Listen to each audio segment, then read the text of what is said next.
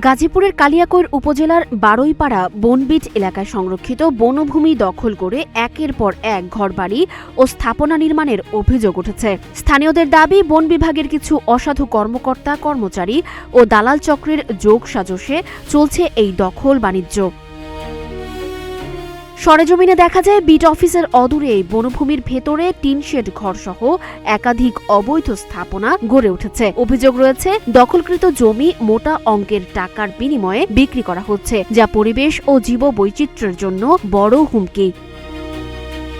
এ বিষয়ে এক স্থানীয় বাসিন্দা জানান, টাকা ছাড়া এখানে বনের জমিতে ঘর করা যায় না। অন্যদিকে বন বিভাগের পক্ষ থেকে বলা হয়েছে, অভিযোগগুলো তদন্ত করে প্রয়োজনীয় ব্যবস্থা নেওয়া হবে এবং বনভূমি দখলের কোনো সুযোগ নেই। পরিবেশবাদীরা দ্রুত উচ্ছেদ অভিযান ও জড়িতদের বিরুদ্ধে কঠোর ব্যবস্থা নেওয়ার দাবি জানিয়েছেন।